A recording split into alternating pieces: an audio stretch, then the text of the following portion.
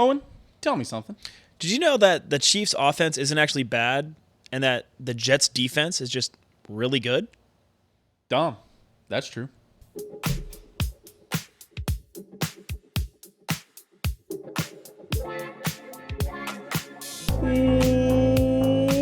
Welcome, everybody, back in another episode of Dahm. That's true. Of course, I'm your host with the most, Truman Steam Machine Steen. As always, I'm joined by the bomb. Kaboom! Owen Dahm. Owen, how's it going? I'm having a good Monday.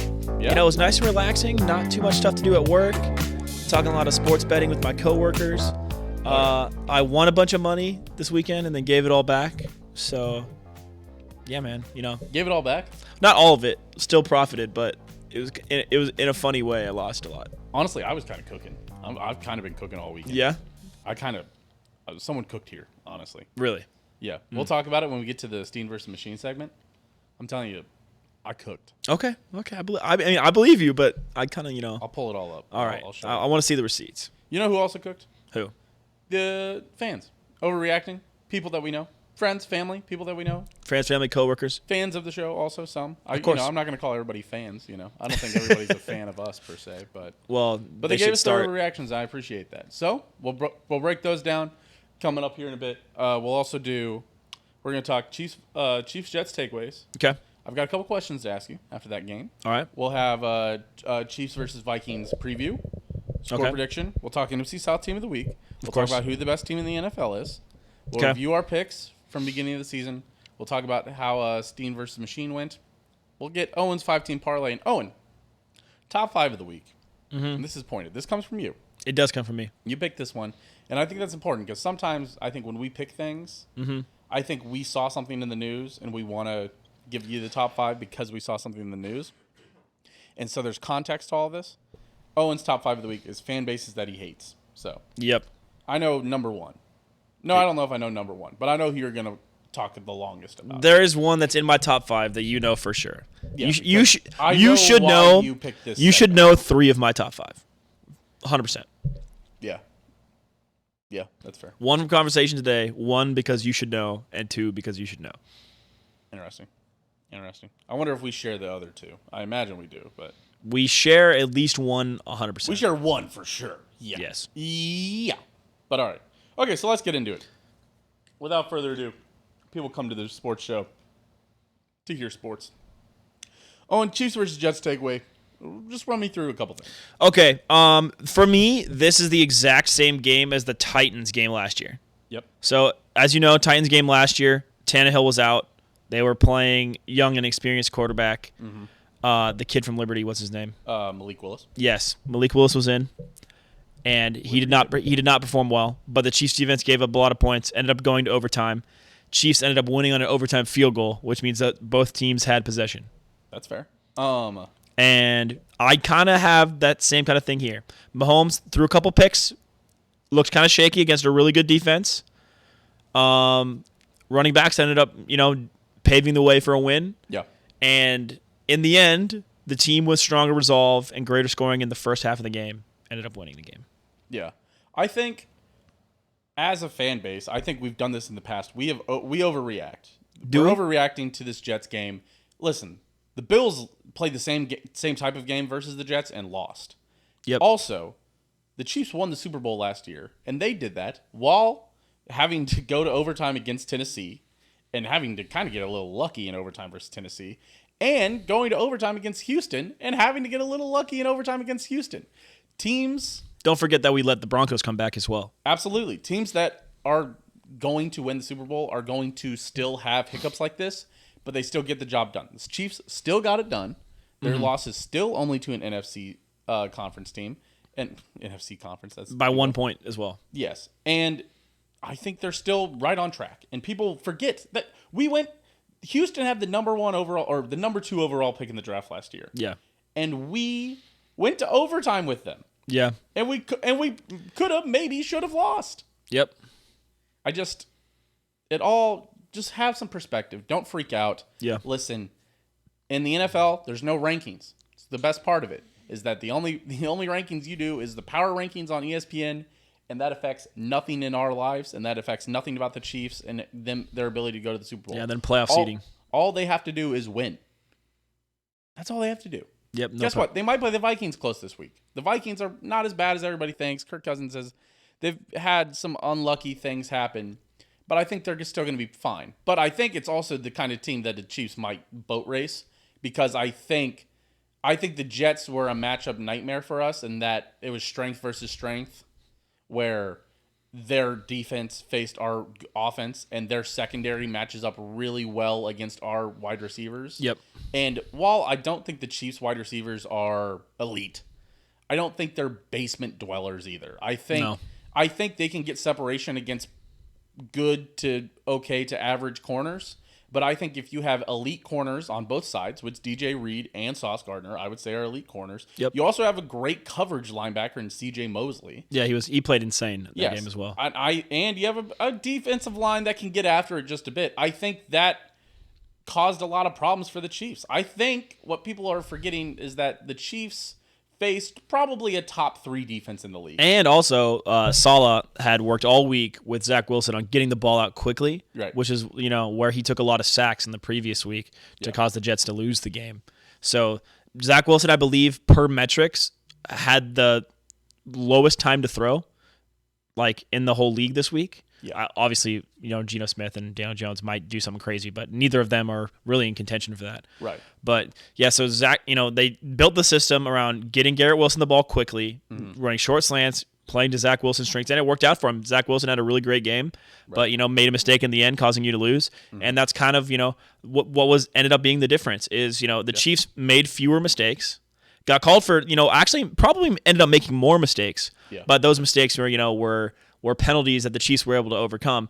The Jets really couldn't overcome any of the penalties that were levied against them that game. That was kind of the difference. I think as a blanket statement, I will say the officiating was inconsistent. I would say it was not great. No. That's what I don't even think it was inconsistent. I think it was bad. But it didn't favor either team. No, right. And people will say, it's the same thing with the Eagles in the Super Bowl. Yep. It's the same thing where it all comes down to people go, oh, well. The last play. Yeah, it's the one that's the freshest on the mind is that defense holding, which I still think is defensive holding. And but people are also complaining about Donovan Smith not getting called for that holding. Also, again, if he's inside the pads, it's also the hand that it was holding him was right, which is away from the back judge that he can't see. And also he's inside the frame and he's keeping good feet. And if the guy isn't fighting or trying to get away and isn't getting it didn't really look like he was trying to get left or right. Donovan Smith had good feet and that guy wasn't getting away and the hand that could have been holding was in good placement to away from that ref.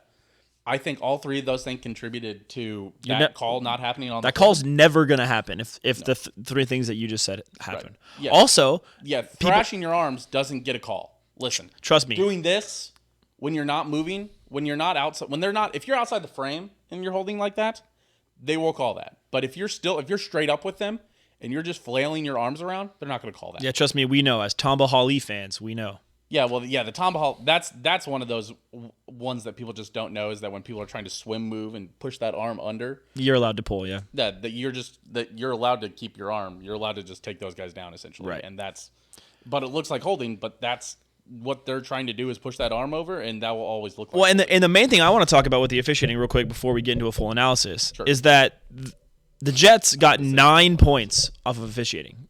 Right. 9. That safety shouldn't have been a safety. Shouldn't have been a safety. Chiefs would have definitely punted it, and Tommy Townsend's getting that to the 50. And the Chiefs stopped the Jets at the 50 5 times that game. Yeah. And then also they had what was going to be a 3rd and 12. Jets didn't convert a long 3rd down the whole night. Phantom horse collar. Well, actually, excuse me. I think they converted 1. But yeah, phantom horse collar should have been a face mask. Should have turned what was a 3rd and 7 into a 3rd and 22. Well, it would have been 2nd and 22, and then. Oh, right. Sorry. Whatever. Excuse me. But I don't anticipate them getting 2nd. And 22. So reversal of fortune there. They ended up getting 7 on that drive. Right. Well, because it wasn't even 3rd and 7 after that. It was. Yeah.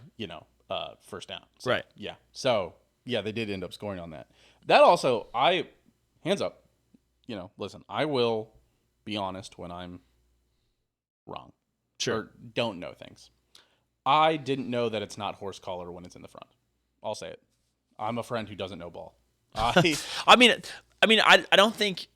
I just assumed if they pull you down like this, that's a horse. That anything around the collar should be a horse collar. But Chris Collinsworth gives a great explanation of it. The horse collar is because being pulled down this way is such an easy way to get hurt. It's the same with the block in the back. The block in the back is, I've been blocked in the back, and that is one of the scariest. Yeah, whiplash is terrible. Well, you're just like, you're going, and then you're being pushed, and you're falling down forward. It's so easy to break a wrist or slam a hand. And don't forget that your head's getting knocked back, too. Right. Yeah. So the block in the back is, and the horse collar is the same kind of thing, where that is a nasty thing to get your legs caught under you, to get kind of whiplash. Yeah, you'll bend your back. You're absolutely going to get your head slammed into the turf, and that's the best case scenario. So that but pulling down, what I'm trying to say, pulling down by the forward, it's just like your body will crumple in a way that's just like a normal tackle getting tackled from behind. Right. Yes. Your head's going to go down, your face is going to go down, you're going to put your arms in front of you. Right. You can absolutely protect yourself, and that's why I was like, oh, that makes sense, honestly. Yeah. That makes sense that shouldn't be called. But in the moment, I was like, yeah, he got him by the collar. And then they were like, that shouldn't be, it's on the front. It shouldn't be. I was like, oh, I never knew that. And he was also, face masking him all the way down. Yeah. Which is like, okay, we're just not going to ignore it. When they threw that flag, honestly, I was like, I think it's a face mask on them. Yeah. And I saw the replay. I was like, oh, yeah, it's a face mask on them. And then they were like, horse collar. And I was like, okay. Yeah, and that's one of those things. I said the same thing. I say, whatever. Chiefs were up. So, yeah. And this is just a thing that teams go through. And the Chiefs did look rattled in the rest of the game, really, after that kind of possession. That safety, like I saw people saying this, but it like Freaky Friday'd Zach Wilson and Patrick Mahomes. Yeah, it did, didn't it? Patrick Mahomes became Zach Wilson. Zach Wilson became Patrick Mahomes. Those two floaters were bad, man. Those two interceptions. Yeah, did you see the camera was on him after that? And he was like, it was him mouthing. He was like, throw the fucking ball, Patrick. Yes, exactly. Yes, throw the fucking ball. As he's like talking to himself, and I was like, that's relatable. Been there, dude. Absolutely. Yes. Not in an NFL game, but been there when my arms don't work playing darts. Yeah, like, flop it. Fucking dart. Yes. But yeah, all that to say, and thank you, Evan, for this Prime sub. Yes, I will say thank you, Easy Baconator, for connecting his Prime account, his Amazon Prime account with a Twitch account. You get a free sub called Prime Gaming. You can use it on any of your favorite content creators. Could be me here over on twitch.tv/SteamMachine. It's a free $5 that you can just give me instead of giving it to Jeff Bezos. If you have Amazon Prime and you don't use your Prime sub, you are giving Jeff Bezos more money. Right. It's not even worth it for Jeff Bezos to stop and pick up $100 bill. It'd have to be $1,000 for him to stop. For it to be worth it for him to stop and pick it up. And you're contributing to that if you don't subscribe with Prime. You just think about that. I just want you to know. Yeah. But yeah, I think that kind of sums up the Chiefs game, really. It was mostly just, refereeing. Well, you have some more points? Well, I have some more questions. Oh, okay. Questions for you, as always. I'm ready. I have some questions about the teams. Owen, this is a kind of a forgotten, although hussy, I see what I was about to say, but this is kind of maybe a forgotten point about this game was, I was going to ask you if this defense can be okay without Nick Bolton. Yeah, I think they showed last week and really this week. That's still a talented Jets offense. I will say the Bears are bad. Yeah, the Bears are bad. So while as good as we felt about the defense against the Bears, I think there's a caveat that the Bears is the Bears, I think that this game showed us that, a couple things. One, Garrett Wilson's really good. Yep. 1, 2, Zach Wilson can play in the right situation, I think. Yes. 3, the Chiefs linebacker's still good without Nick Bolton, but Nick Bolton adds that great. Mm-hmm. So I think that this last game shows that Willie Gay's still good. Drew Tranquill's still good. Leo Chenal is, trending in the right direction that we want a newer player to trend in. Yep. And that Nick Bolton's elite, all in the same sentence. Yep. I think the Chiefs linebacker core is fine right now. But Nick Bolton just adds that extra edge. I think the defense can still be good without Nick Bolton, but I also don't anticipate Nick Bolton being out too much longer. I think there's also somebody who said that the Chiefs defense is still pretty good. Chiefs defense allowed 18 points. Yep. And part of that was bad positions that the Chiefs offense put them in. Yep. Not only did they get a safety, they also had 2 interceptions that Pat threw. Really bad interceptions. Don't forget that in the end of the game, in the last 18 minutes of the game, I heard Mitch Holtis say this, the Chiefs offense had the ball for 14 minutes. So the Chiefs offense finally did a good 4-minute drill. Holy shit. We saw it. That was 8 minutes. Yeah, sorry, an 8-minute drill. They killed 8 minutes at the end. That was incredible. We finally saw it. And then also, the Chiefs defense in the 3 drives before that stopped them at the 50, and they started at the 50 twice, stopped them for no points. Yep. Then they got to the 41, and the Chiefs defense pushed them back to hold them to 0 points again. Yes. Yes, the Chiefs defense. Defense still good. Actually, in fact, I want to read the drive chart at the end of the game here. I want to look this up because I want to show. Okay, so I'm just so happy that we're no longer in the 2018 Chiefs defense mode anymore, man. Our Right. defense is actually good. So here's what I want to show you. The Chiefs defense allowed right out of halftime, the Jets come out and they score a touchdown. Yep. 2020 at that moment. Which, by the way, what a terrible Sunday Night Football game again. Yeah, pretty bad. Well, it was close and exciting though. Better so than 1916 or whatever. Yeah. So after that, the Jets go 3 plays, 4 yards, punt. Then they go 4 plays, 42 yards, which the one is Breece Hall for 43 yards. Yeah. And then they pushed him back a yard. And so there was 4 plays for 4 yards after that, punt. Then 6 plays, 22 yards, fumble. That's the drive chart for the Jets after that touchdown. That's wild. And I mean, let's even talk about the touchdown. Touchdown comes Jets. So there's safety, then the free kick, which is a great free kick. Yeah, all the way to the end zone. Wow. Yes. Then the Jets kick a field goal after that, right? Then Patrick Mahomes throws an interception. Jets score a touchdown after that. They only have to go 41 yards, which was shorter than the Breece Hall when Breece Hall had the big run. Yeah. And they pushed him back and they didn't score. Then the Chiefs kick a field goal. Then the Jets miss a field goal, and then it's a Jets touchdown right after halftime. So Defense there's really only one drive where I'm like, damn, we got cooked. Well, yeah, okay. If the Chiefs defense get cooked on one drive a game, we're winning every game. So, yes, right. And so yes, I'm still proud of this defense. I still think this defense is honestly playing like elite. I still think this defense. Yes, absolutely. I think the Chiefs defense looks top 10. That's what we need. I think it's just that you see the Cowboys, the pieces of the Jets that you're like, oh, they're so bad because they have Zach Wilson in.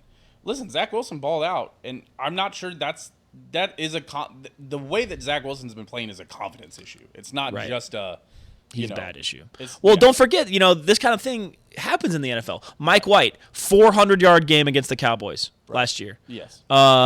Nick Mullins in that random start he had in 2020, 3 touchdowns, 280 yards. Right. Like, these backups, every once in a while they ball out, but I guarantee, little betting tip. Little betting tip. I think you should pick against the Jets next week. Who are they playing? Don't care. Okay. Zach Wilson just played really well. They'll be overvalued. Yeah. Also, a betting tip for anybody. I know people freak out about this, and I want to point this out again. Everybody was freaking out about the Mahomes slide at the 1. Oh. Because the number was 8. Right. He scores there. The Chiefs go up 10. Then they probably cover. Listen, speaking of betting tips, stop betting the Chiefs to cover the spread. They are so bad at covering the spread because they do not care about blowing teams out. They care about winning games. They were I want to say last year, they might have been 5-12 against the spread. They won the Super Bowl, and they were 5-12 against the spread. I believe it. And so Andy Reid does not give a shit about the spread. And they didn't cover against Detroit. Nope. Who'd they play next week? That was a bad game. The Jags? Yes. Okay, so they did cover against the Jags. They did cover against the Bears, and then so they didn't cover against. So 2-2. Yeah, but great start to the year for the Chiefs, honestly, against the spread. Yep. That's insane. Yeah. So much better than last year. I bet we were probably 0-3, 0-4 last year. Yeah. Oh yeah, I'm sure. So, listen, that's just stop betting the Chiefs against the spread. Do not include that in any of your parlays, please. Also, stop doing parlays if you really want to win money.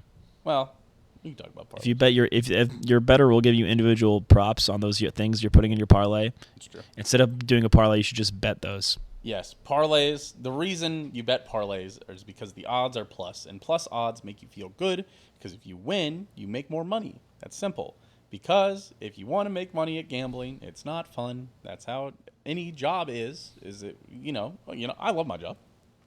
Sure, yeah. But you can love your job, but the meat and potatoes of your job, for the most part, ain't going to be the most interesting stuff in the world. Right. And if you make money gambling, if you make a living gambling, those guys grind it out. It is a grind. It's kind of like poker players, man. They're not hitting 10,000. They're not hitting $5 to $10,000. $5 turned into $10,000 parlays every week. They're hitting $10 turned into hitting $10,000 turned into $10,500 every week. Yeah. Because they're betting high odds on teams that Well, are they're also doing stuff like, betting minus 200 odds and turning your $7 into 10. And they turn $7 into $10 25 times. Right. Yes. Yeah. So. But yes, all that to say, the Chiefs defense can be good without Nick Bolton. Yes, absolutely. I agree. But I'm excited for when Nick Bolton returns. Absolutely. He's so good. Oh, and does this team need another wide receiver? I think so. Or we could ask Rashee Rice to please stop dropping the ball on third down. Yes, his drops have been. It's funny because he's only had like one. He's had like one. I think he's only had one drop per game. On some of the throws that have been thrown to him haven't been catchable or been swatted, so that doesn't count. But he has had in consecutive weeks drops on third down. Yes, the Chiefs wide receiver room will be a constant subject in the overreactions with the over. See, but what we really need is Truman for the rest of the NFC South to pick it up, for the Buccaneers to start losing. So my predictions of Mike Evans, you are a Chief, can come true. If that doesn't happen, we're gonna get fucking Claypool, and I'm gonna. I don't think be anybody upsetty. wants Claypool. I don't think anybody's trading for Claypool. Although a Clyde for Claypool switch. Yes, yeah.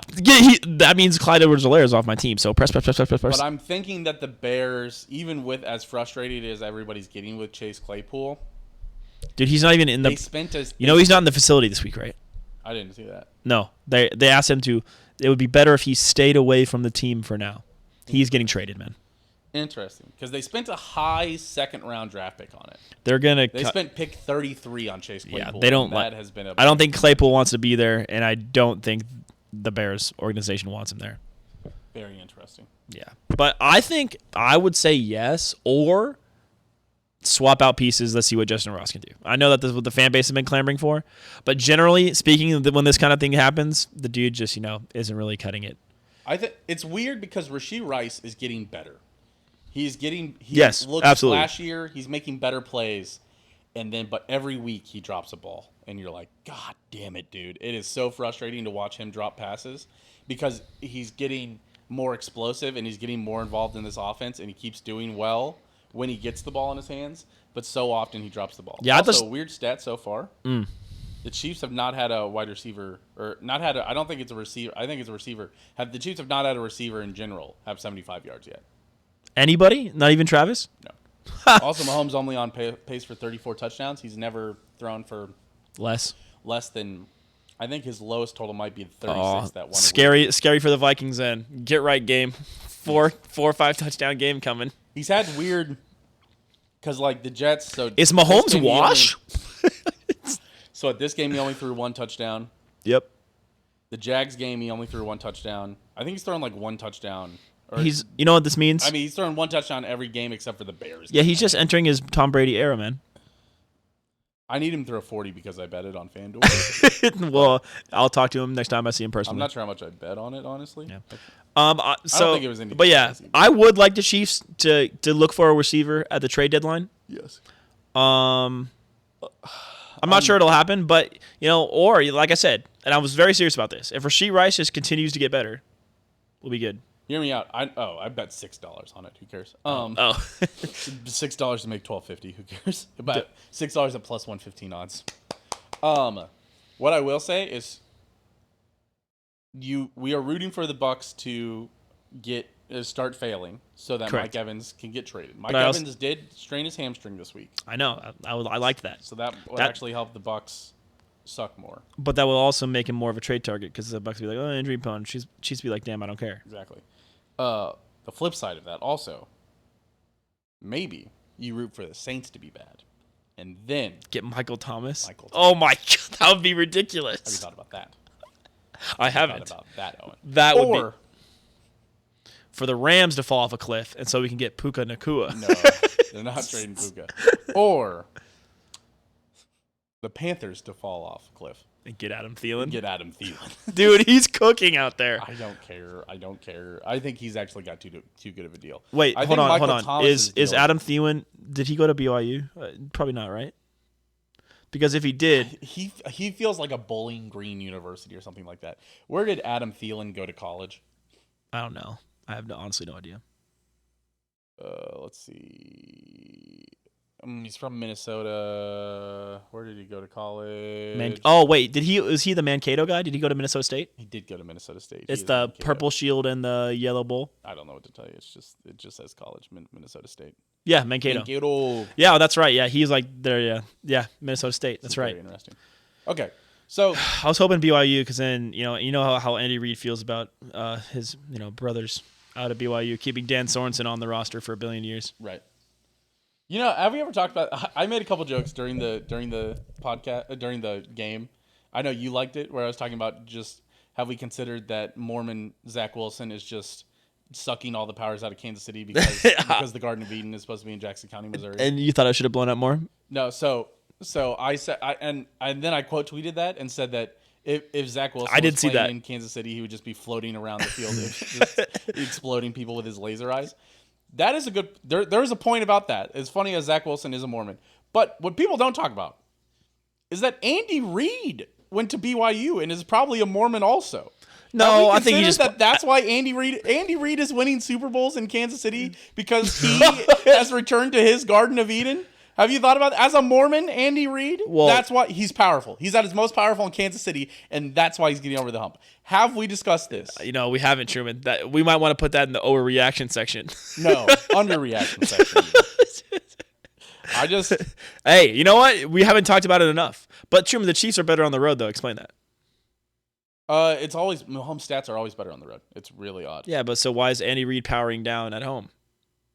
I don't think he has a better record on the road. They have hosted and won AFC championships. They've only lost one AFC championship at home. Yes, they've only hosted. They've hosted two because they hosted the 2018. What? Oh, they've lost two that they've hosted? Yes. But they're 3-2. Yes, we've won. And Andy Reid only won one when he was in Philly. And he floated up. Won 3 of those in Kansas City. And he did float above the field once. Sure. I saw him. True. I was there. Source, trust me. He looked like Harry Potter's uncle. What is that number? Is that number 5? Harry Potter 5 where you? I don't know. I don't know, man. I know I think it is the half. But I can't. I haven't read or watched all of Harry Potter. No. Wait. Wait. He floated the ant. Sorry. He floated the ant who came into town. Andy Reid kind of looks like the ant. True. Also, Andy Reid looks better than Uncle Vernon. But shout out Uncle Vernon, great actor. He nailed the role. Yeah. Just an ugly, dirty person. All right. Hey, let's move on from Uncle Vernon talk. Let's talk about Chiefs versus Vikings preview. Look for high scoring. Yes. Because I worry about Justin Jefferson going off. But what I will say is that if you look at Justin Jefferson's stat line every week that he's had. It's the same with Kirk Cousins. They both are just like stat padding somehow. But like every week, Justin Jefferson goes for like 15 catches, 160 yards. Vikings lose 28-17. You're like, how? How is that? He's putting up like ESPN would tweet about Travis Kelce or when Tyreek Hill has those numbers. They tweet that out every week. Justin Jefferson just puts up those numbers. Yeah, I don't know why they're not hyping him more. They're getting tungsten arm O'Doyled over there. What? Tungsten arm O'Doyled is the term that they use when they talk about Mike Trout and Shohei Ohtani, where they're like, Mike Trout went 4 for 5 with 3 home runs and 6 RBIs. Shohei Ohtani. Oh, I know what you're talking about. That hasn't been done since 1909 by tungsten arm O'Doyle. Angels lose 7-5, 8-5, 8-6, or whatever. Exactly, and it's like. And so the Vikings are kind of getting into tungsten arm O'Daniel territory where you're like Justin Jefferson, 15 catches for 159 yards. Kirk Cousins, 320, 3 touchdowns, no interceptions. Vikings lose 31-20. Yeah, their defense is just so bad. Yeah. What's the spread of this game? Can you see it yet? Oh, shit. I saw it this morning. I want to say it is 8.5. Again. Really? Oh, I'm not. I'm staying the hell away from that spread. Sorry, it might be 5.5. So. Okay, that's more realistic. Either way, what is the rule? Do not bet the Chiefs spread. Do not bet the Chiefs against the spread. Instead, bet an alternate spread like I do. I'm taking Chiefs -14. Also, hell yeah, Seahawks are fucking cruising right now. They are? Yep. They're cruising. Fuck. I need their defense to be bad. Yes, 5.5 by the Chiefs. Okay, cool. I might actually take that. Except I'm not. Haha, pranked. Expect a lot of offense. Expect Justin Jefferson. Actually, you know what? Hot take, Truman. Justin Jefferson. Oh, wow. Sorry. The Seahawks are up 21-3 because they just had a 97-yard pick six. No! Are you I'm playing against the Seahawks defense. Fuck. Oh, you're cooked, dude. No. Okay. Oh, here's the stats for Justin Jefferson so far this year. Oh, sorry. Hold on. I'm looking at the wrong. How many yards do you think Justin Jefferson's had this year, by the way, already? Through 4 games? Yes. 560 yards. That's pretty good. 543. Holy cow, man! You kind of cooked. I'm not gonna lie. I do have Justin Jefferson on a lot of my fantasy teams. Okay. I've managed to get the first overall pick twice. It was cool. Here you go. Justin Jefferson, 9 for 150, 11 for 159, 7 for 149, 6 for 85, but 2 touchdowns. The fuck? His fantasy production is literally like 25 points, 25 Dude, that points, is 25 insane. points. Yes. I do think the Chiefs secondary is better than some of the teams that Justin Jefferson's been playing against, but he is like, the Calvin Johnson, Julio Jones body type where just good luck guarding him. That's fair. Yeah, here Justin Jefferson points, fantasy points, 24, 24.9, 27.9, 26.5. Yeah, it's been fun. It's just odd. Not only is it just elite every single week, it is oddly consistently within the same range. Yeah, it's been fun having him on my teams. And all of them have been within 4 points of each other. By the way, Truman, I'm going to beat somebody in a normal points fantasy league by over 100 this week. I'm going to beat him like 140 to 40. Yeah, I'm slaying in my uncle's league. I had a bad week in fantasy, but I had an incredible week betting. So, which is a classic for me. Okay, but we need to focus. Chiefs Vikings. Yes. But yeah, expect a lot of scoring. Yes. Expect Justin Jefferson to play well. Expect Kirk Cousins to get sacked like 4 or 5 times. Okay. Yes. If I could bet, whatever the sack number is, quarterback was playing. I wish the quarterback Netflix show was playing for this season. Oh my gosh! Dude, I feel bad for him, man. Dude, he was in quarterback. Dude, he was getting slammed. Yes, and his ribs were like broken, or he was really bruised up. He was I felt reasonably making those noises. But those noises sounded so much like sexual moans that I cannot get the... Dude, he was... out of Kirk Cousins. Dude. He was getting slammed. Yes. And I don't think that's going to change because the Chiefs' defensive front is good. And they're hungry. I think they didn't get home against the Jets. They got home, 1 sack? 2 sacks? 1 or 2, yeah. Because Chris Jones had one to end the half. Chris Jones did have the one because I was like, ooh, Big Mac for sacks. And then I think maybe they had another one because maybe I made the joke. Yeah, I think they had 2 sacks. You make that joke? I make that joke every time. Which one? Every time the Chiefs get their first sack in a game, I go, Big Mac for sacks.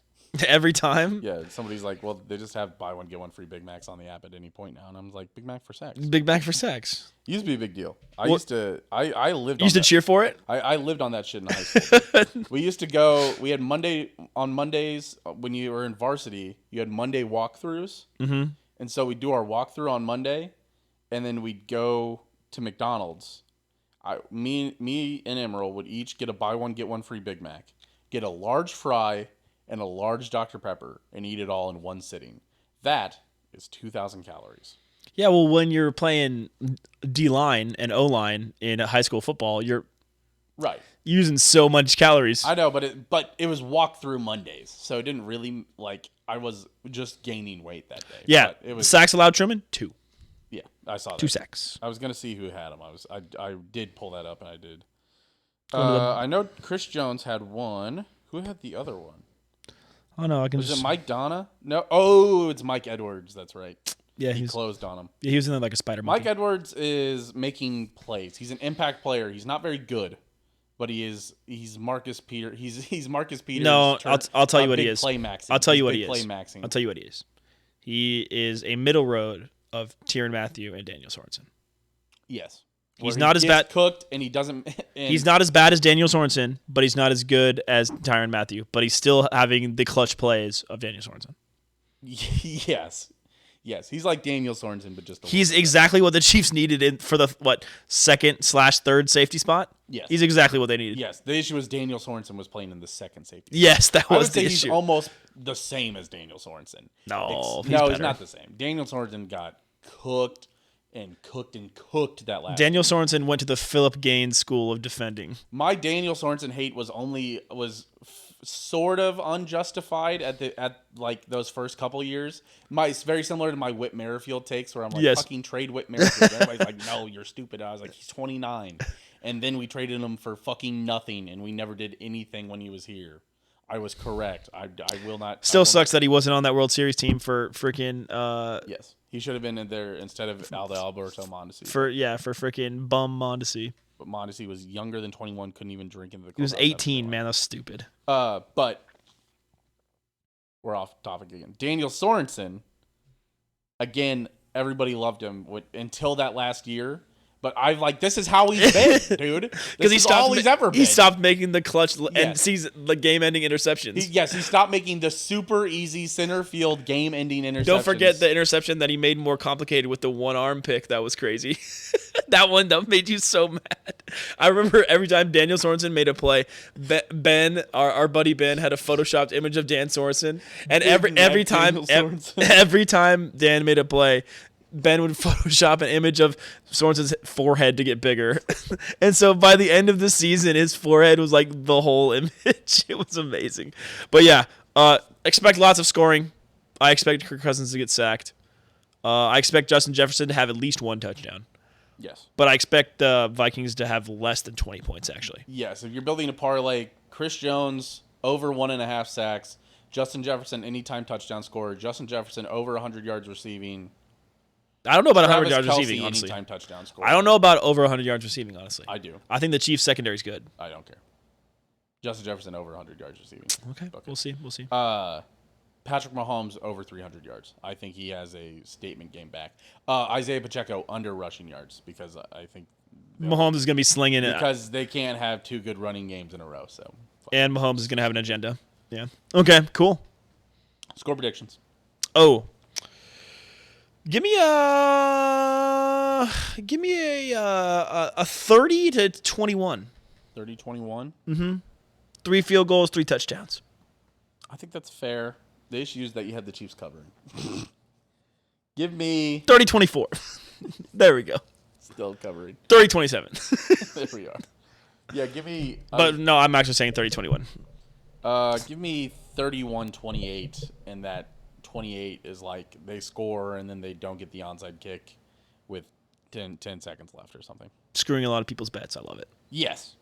Absolutely. There we go. Perfect. Yes, you have to score with people's bets. That's the most important. All right. Well, I wanted to look. Isaiah Pacheco, 225 rushing yards through 4 games. Yeah. So we haven't had a 1,000-yard rusher in a long time, and he's just about on pace for it. They just need to get Clyde Edwards-Helaire out. Sorry, he has 270 yards through 4 games. Sorry, I was looking at the wrong thing. Yeah, he's rushed 225. Yeah, if we just get Clyde Edwards-Helaire out of the game, that play on 3rd and 3 where he couldn't pick it up because he was too slow to hit that hole drove me insane at the bar. Yes, I was screaming my fool head off. Listen, I understand using Clyde on the outside for pass blocking and for catching the ball outside the tackle box. That's fine. Please stop handing the ball off to him or tossing it to him. The ball off to him. Put him in the slot. Yeah, he's so slow. Yeah, Clyde is slow as fuck, bro. Yeah. Clyde more like no glide. Nice. Put him in the slot. Let him play slot. Yeah, let him. At this point, why fucking catch the ball? I don't know, dude. Because he's slow. Because he can't get separation because he's slow. Who cares? I think the Chiefs are still shopping him. I think that's why they put him out there. Is I think they're legit still shopping him. That's fair. All right. Speaking Put of him in the slot on the bench, you mean? Speaking of the Chiefs. That's what Hayden said. Oh, that's funny. Put him in the slot on the bench. That's funny. Hayden got to witness. By the way, real quick before we get into this, Hayden got to witness me and Owen. Sorry, just me betting on women's rugby. On Saturday, Saturday night. At 1 a.m., I was betting on women's rugby. And you know what? It fucking cashed. Goated sports betting moment in history. It really... Listen. Shout out the Newcastle Knights. The Newcastle Knights of the National Rugby League Women's Division. Was that England or Australia? I don't know. It had at that late at night, it had to have been Australia. I think you're right. That's prime Australia sports hours. As somebody who is a fan of the Big Bash, Big Bash League. Essentially, it's plus 12 hours. Absolutely, Australia. Yes. So, at the end of the first half, the Newcastle Knights scored when you score in rugby, it's 4 points. You get to kick. You get another 2 points for that.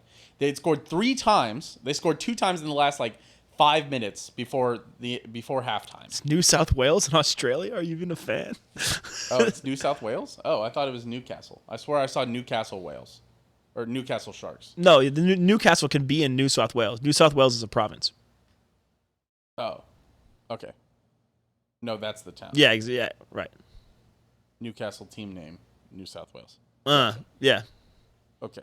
All right. Hayden is informing us we're shit fans. Sorry. Okay. Gotcha. Sorry. Okay. So you still got the Newcastle Knights right. Yes. Nothing wrong with that. So they scored twice in the last 5 minutes of the first half. Yep. And so they were at 12 at halftime. And I was trying to get down on over 19 and a half before, and then they scored, and I was like, fuck. And so they scored, and then, so they were at 12 at halftime. I bet the over 23 and a half because I was like. And they were down at halftime. No, they were tied. They were tied 12-12. I thought they were down. No. The other team had gone 6-6. Oh, that's right. And the Newcastle Knights had gone 4-4-4, and they were tied 12-12 at halftime. Yeah, they had missed all their kicks. So I bet the over 23 and a half because I was like, listen, they scored twice before halftime. They're going to come out and they're going to do fucking great. They did not. They did not. In fact, no, fuck me. What was it? The Gold Coast Lions? Yeah, I think that's what they was. I think it was the Gold Coast Lions scored 5 minutes into the second half. Missed their kick, I believe. I know they made it. So it was 18-12. Yes. Okay. And then they did not score. I think rugby halves are 35 minutes. Yeah, it was pretty long. 5 minutes. Pretty long. The Newcastle Knights did not score until there's, I think, 6 minutes left to the second half at the end. And they score. Yeah, shout out DraftKings for letting me bet on this. But they score. Was low-key The girl, fun. Incredible play. I mean. She sauced him. Yes, she absolutely sauced him. Dove right in, gets the touch. And then they make the kick. It's 18-18. Yeah, gets the try. Yeah, I call it touch because it's really more of a touchdown than even football's touchdowns are. Yeah, exactly. They literally just have to touch the ball when it's on the ground, which is how I learned this because with a minute left, this girl, oh my God, what a fucking play this was, dude. What a beaut, dude. What a try. Holy shit. She's running and she's 5 yards out. There's 3 Gold Coast players in front of her. She kicks it. And once you kick it, it's just a live ball. That's the only way you can do a. Oh yeah, this was crazy. She kicks it, and it's like an onside kick. It bounces, and it bounces to the back of the end zone essentially for rugby. Yeah. And she just dives and gets it and touches it when it's on the ground, which is a touch, which is a try. And I'm like, fuck yes. And so it's. But you're still sweating the kick. So it's 22-18, yes, and they missed the first 3 kicks, so I'm sweating the kick. And they fucking drilled that right through the pipes, baby. 24-18. And that's the way it ends. The bet cashes. The Newcastle Knights win. Shout out DraftKings, dude. I'm 1 for 1. It was pretty fun in the bar. You can call me degenerate, but I'm 1 for 1, so you can't call me that. Truman, Hayden, and I were in the bar celebrating a game that we've never seen before, but we had bet on. We were going bonkers. It was fun. Shout out the Newcastle Knights. All right, let's get into these overreactions. It's time for overreactions with the Owerreactor himself. Owen, are you ready? Absolutely.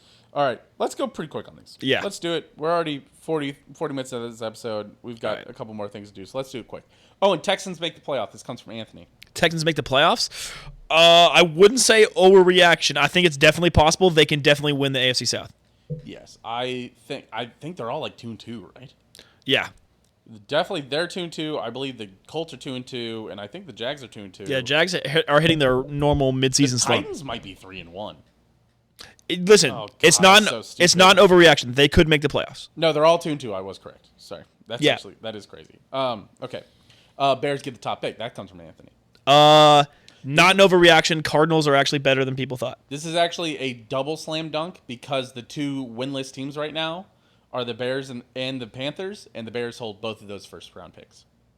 Yeah. The Bears could go 1-2, which is a true hot take. But that would be wild. All right. This score is what happens when you don't throw to Justin Watson. He needed 21 more yards so I could win $200. That comes from Aaron. Aaron, yeah. I want to give you a simple number, 1-800-GAMBLER. Aaron, 1-800-GAMBLER. Aaron, I am starting to get a little worried about you. I'm not going to lie. Yeah, but that was weird. Justin Watson didn't have his big catch. Yeah. That went to Noah Gray instead. Fair enough. This next one comes from Logan. He says, Geno Smith, MVP. He's cooking right now, so I mean, come on. I think it's an overreaction, bro. I don't think it's gonna happen. But for your bet, I know you put a chunk of change on it. I hope it does. Yes. Good luck. This one comes from Elias. Give Justin Ross the reps and sit Rashee Rice down. No. For the record, last week, some people were telling us that we should start to consider Rashee Rice for Offensive Rookie of the Year. This week, people are telling us to bench him for Justin Ross. I just want to make sure that we're all keeping this in perspective. No, he's still Rashee Rice is still number 4 on the depth chart. He's going to remain there. And once again, this is the Jackie Battle situation with Justin Ross. Everyone wants him to start, and he's literally Jackie Battle, Marcus Kemp. He's the Chiefs wide receiver coach. Hey. Don't lump Marcus Kemp in the same realm as Jackie Battle. Marcus Kemp was an incredible special teamer. Okay. Sorry.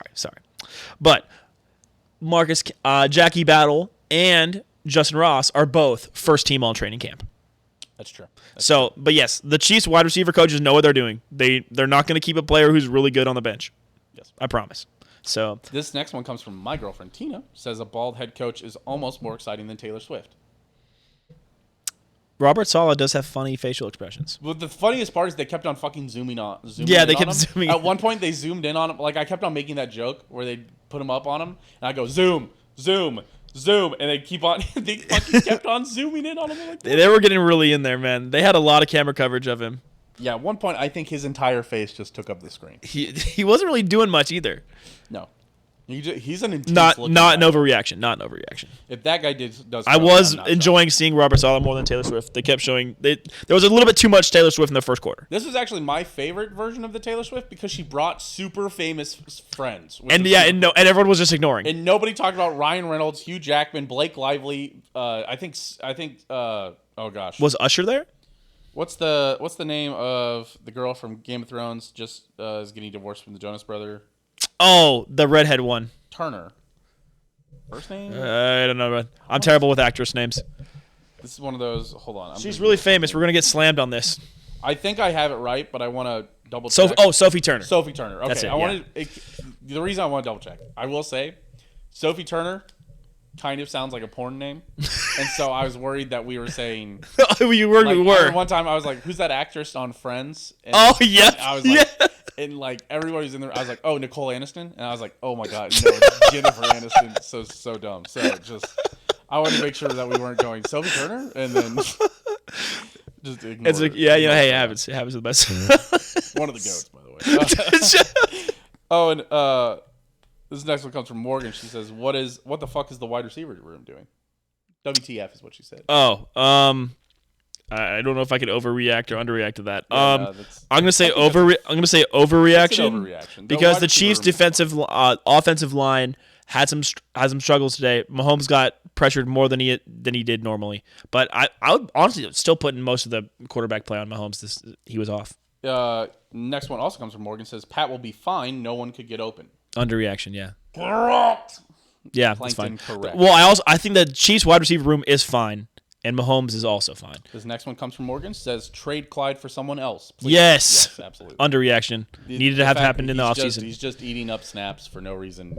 You should absolutely get something back for him. I don't know why they're. Yeah. But, of course, something dumb's going to happen, and Clyde's going to rush. Have a great game. Yeah. Somehow, and I don't know. Catch 2 touchdowns next game. Something. Right. Unsure why the defense was lights out for 3 weeks, then looked like that all of a sudden. That comes from Morgan. Again, I think we talked about this. I think that's an overreaction. I think it seemed worse because they had that one drive right when everything was going wrong, the whole world was falling. They had that 75-yard drive right out of halftime because you were like, okay. Well, don't forget that Mahomes had back-to-back short drives, putting the defense on the field for like 10 minutes straight. Right, and you're like, listen, we're gonna shut them down. Everything's gonna be right with the world, and then the defense let them march right down. Although on that drive was the drive where they had the BS horse collar also. Yeah, and the safety and the bullshit safety. And yeah, right. Well, that was all in one sequence. No, the bullshit safety was. No, it was after the free kick. Oh, sorry. Then I'm talking. Sorry. Then the horse collar was in the first half too. Never mind. Oh, sorry. Yeah. Sorry. Ignore it. They just kicked the shit out of them right when you were ready to stop freaking out. They kicked the shit out of them and made you freak out more because they tied the game. So yeah, I think the defense was still fine. Yeah. No one. This one comes from Tim. No one knows the rules of football and just blindly follows commentators and Twitter NFL breaking news accounts. Facts. Yes. Dude, I am guilty of this myself all the time. I'm done listening to anybody talk about what a hold is on Twitter. Nobody knows. Never. You guys don't understand. None of us understand. You know what's a hold? What they throw the flag for. That's what a hold is. That's all you need to know. You know, a holding is one of those ones that you think you know. And I think the people who know best are Truman, my classmate Jeremy, because he also played D-line in high school. D-line, O-line, yeah. And I think and my another classmate of mine, Nathan, because he played corner. Yeah. I think the rest of you, if you haven't played football, especially when it comes to the DNs pass rushing, nobody knows what that hold is. Yes. The old saying is that there's holding on every play football. Yes. And absolutely. You guys do not understand that a good blocking is just good holding. That's all that is. Yeah, like that. My friend Sugma knows it well. Yeah. Okay. Well, the Donovan Smith play is the perfect example. That is textbook perfect blocking. Man, you know what's frustrating is that these NFL breaking news accounts have these massive orbiters. Followings. They have the orbiters. So annoying, man, because like it's like JPA football. Yeah. Every tweet. They just throw up shit on purpose. No, yeah. Every tweet is true or false. Everything is a true or false engagement bait. Yeah. Which is so frustrating. It's one of those things where I am like, dude, I could run, now that you're like monetized for tweets, I'm like, I could run such a better NFL news Twitter account than you. But the only way to gain a large audience like that is engagement baiting. Is do controversial tweets on purpose. Right. Is Joe Burrow the worst quarterback in the league right now? Yeah. True or false? Joe Burrow has not lived up to his $55 million a year contract. And people are like, don't fucking hit that shit, dude. Dude, Joe Burrow fucking ass. Is Patrick Mahomes washed up after the Jets game? Right. Has the league figured him out? True or false? Yes, and then all the comments are like, no, idiot. But it doesn't matter. Dahm Kleiman. Oh, Dahm Kleiman, yeah. He's been a fucking terrible NFL reporter for years. Yeah, he's terrible. He's super anti-Chiefs, like way back in the day.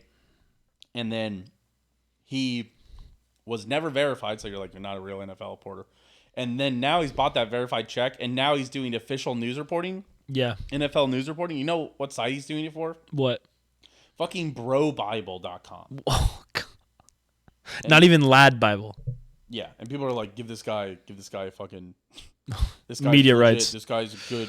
And so the worst news in the world right now is being pushed by super annoying clickbait Twitter or NFL news. It's being pushed by super annoying clickbait NFL Twitter accounts, and it's making me lose my mind. Yeah. It's so frustrating to see. Well, let's see if I lose my mind in the rest of these takes. Again, they've turned Twitter into a hellscape just a little bit more, I will say. Okay, all right, yes. Even worse. More takes. Hold on. CJ Stroud Rookie of the Year. That comes from Evan. Underreaction. I think right now he's in the driver's seat. Yep. I don't think there's anyone close. If he keeps playing like he is, he's in the driver's seat for it. He's doing very well down there. Yep. This one comes from Jeffrey. This is a hot one, and you knew this would come. Bengals aren't making the playoffs this year. As of right now, if Joe Burrow continues to play like this, the Bengals will miss the playoffs. Yes. Their division is stacked this year. This is not a good year for Joe Burrow to be having a down year. No, because the Ravens are good, and the Browns are good. The Browns are good enough, and the Steelers are also good enough to capitalize on bad games. So I think, once again, Joe Burrow is playing hurt. Yes. Once he's out of his injury and he'll be able to step into his throws more, he'll be able to do the long throws like he used to be able to. Yes. But I am not willing to say that the Bengals are not going to make the playoffs, but I will say so far the Bengals have shown us nothing that says that they will make the playoffs. Yeah. The Bengals are having a really rough start of the year. But they're probably just doing the normal Bengals thing where the first 4 games of the year are horrid, and then they just go on 11 or 12 game win streak like they did last year. Yes, but I think a lot of people know that it's something's different this year. Yeah, I don't know what it is. Joe Burrow looks weird, but for our friends' sake who are Bengals fans, I hope he gets better. And I never wish an injury on anybody, but listen, yeah, if it doesn't see you guys back here in Burrowhead for the AFC Championship. if it doesn't get better though, they're gonna miss the playoffs. Chiefs hosting another AFC Championship is just those odds just keep going up again. Mm-hmm. The fact that the Bengals are the number one team I was worried about, and then I was worried about the Dolphins. Fucking those teams got slapped. The Bills are looking good, but they still have their early division loss. I'm still interested to see if maybe we were overhyping the Dolphins. Oh, were we? I'm guilty. Shocking. I wonder if anyone on the wondering if we're overhyping the Bills because we were overhyping the Dolphins. I wonder if anyone on the podcast had anything negative to say about the Dolphins and how they were actually mid. Did the Bills lose Tre'Davious White? Oh, I don't know. I didn't see that. Dude, that would suck. That would suck for them. Because he's a really just fun guy to watch. No, I just want to rub in your face that I told you about the Dolphins, dude. I told you. They played. Tre'Davious White tore his Achilles, man. Oh, jeez. Fucking, that makes me sick. Any news on Kenny Pickett, by the way? Did he get hurt? Yeah. Oh, I didn't know. He was having an MRI today. Oh, jeez. Kenny Pickett did not suffer season-ending. Okay. Injury not serious. Undetermined if he will miss time. Okay, that makes me feel better. I was freaking out about my fantasy team and the two quarterbacks. Dude, in the hot dog league, I had to change my team name. I'm gonna be wearing the hot dog suit, dude. My team is terrible. Yep. My team's so bad. But yeah, continue. The Chiefs need to trade for a wide receiver 1 if they're going to beat the Eagles or Niners in the Super Bowl. That comes from Ema Caleb. I think the Chiefs should change for wide receiver. We need to see how Rashee Rice develops. If I don't Rashee think Rice is getting a wide receiver 1. I think legitimately, I think it would shake up the league if the Chiefs traded for like Mike Evans or Mike Thomas. It just isn't how the NFL really works, or how Brett Veach likes to work. Yes, it's going to be somebody like Richie James again if they trade for anybody. Isn't Richie James hurt right now? Yes. So maybe when he gets back, the Chiefs wide receiver core looks better. Richie James has been ass. Richie James is not the answer to solve we'll see. Offensive problems. I don't know. I think it all depends on how Rashee Rice develops. He's getting better every week. If he eliminates that drop, it'll look better because the Chiefs will have the ball more. And also, the Chiefs won't face the Niners until the Niners or the Eagles until the Super Bowl. Well, we play the Eagles this year, though. Yes, but this is about the Super Bowl. Yeah.